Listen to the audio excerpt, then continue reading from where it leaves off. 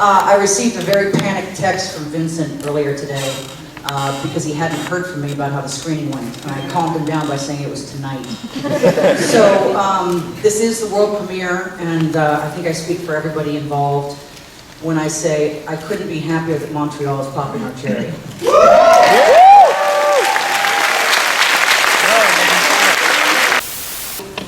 I'm interested in and horrified by how monsters are made, and I truly believe that it is... Look at that, right? Thank you. I truly believe that it is, you know, we gotta stop fucking hurting kids. Yeah! So I'm all about figuring out, not in any way justifying terrible acts, but explaining them and hopefully ending them. So it's, you know, the challenge for me in this and in the manifestation of this with all the characters was to see how horrible it all was, and yet to understand that that was not a birth gift for poor Bob. It was a choice he made after many other choices were made for him. So yeah, I'd love it if people could start talking more about how we as adults need to quit hurting the kids.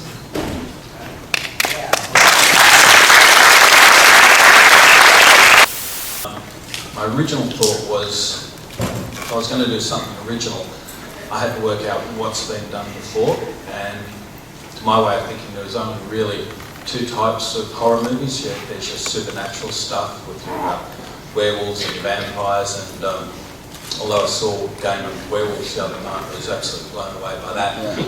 I didn't really want to do a supernatural one, and the only other type of horror movies were serial killers. And so if I was going to do something about a serial killer, the only two that I'd seen were the ones where the victims are trying to run away from the killer, your Halloween, your Friday the 13th, etc. Or you've got the dogged cops chasing the killer, your Silence of the Lambs, your Seven.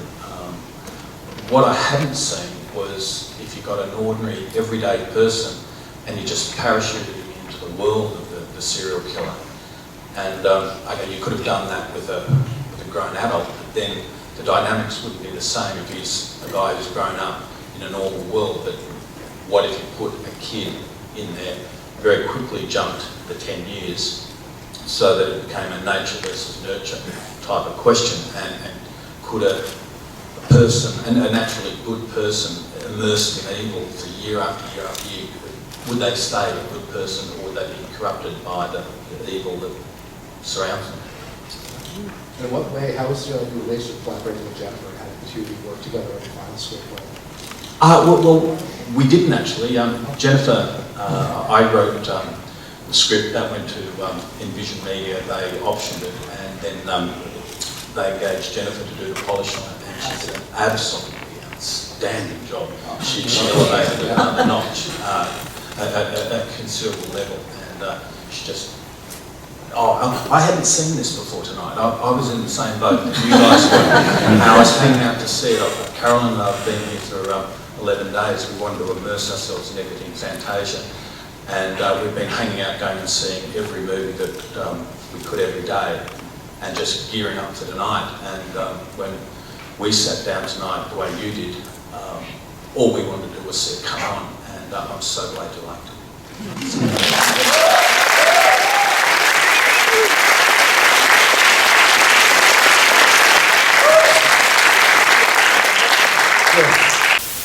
The cuts are fantastic through the film, but I wonder, I mean, we have some performance level of what D'Onofrio does in this.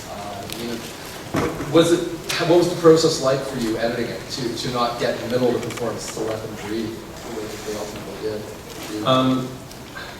I mean, he's tough to cut because you just want to stay on him forever. I mean, he's just an absolute genius. I mean, he's a master at his craft, hands down. I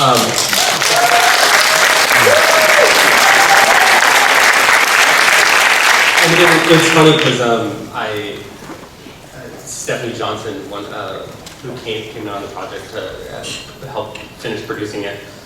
I'd worked with her previously a couple years ago on a film, and she called me out of the blue and said, so I have this movie, I don't know if you want to work on it, Jennifer Lynch is the director. I'm like, okay. And she's like, it stars Vincent D'Onofrio. I'm like, done. She's like, you don't read the script? I'm like, nope, done. And, you know, I can't believe I actually got to cut that man in any way. Like, it's truly an honor, because I think he's a master. But, you know, Jen has always been about performance, I think, always. If you've seen any of her movies, she's been about letting stuff play, letting the actors do what they're good at. And I think a lot of it, especially this movie, has such a sort of voyeuristic look. Like, we sort of step back and just watch stuff happen. And I think it was just a matter of, like, letting it happen. I wanted that sense of everyday life between the two of them, and a day can be pretty long. And so I wanted to have those moments and those breaths on either side of things happening so that you really felt these guys live together. They play a strange game of cards together. They, you know, well, one watches the other eat and then eats after him, but they live together. And I think that the pacing of it, when it's fast, it needs to be fast, and when it's slow, it's for a reason. The casting was, did you already have Vincent in mind for this performance? I can't imagine anyone else doing it. Neither could I. I wanted Vincent right away, and surprisingly, I heard from more than one person, yeah, but he's so TV. And I thought, are you fucking kidding me? You know, like, give the guy a break. He does Law and Order for a few years, and you're calling him TV? Have you not seen Full Metal Jacket? Did you not see this stuff? I've watched the guy read the phone book and pay to do it. So, and I admit, I've been very lucky to meet Vincent years earlier for Boxing Elena, and he got the script on a Friday, and Saturday I got a phone call, and he said, hey Jen, it's Vincent. And, you know, I was all excited about that. He basically said, you know, you didn't hire me the first time. I hope I get this job.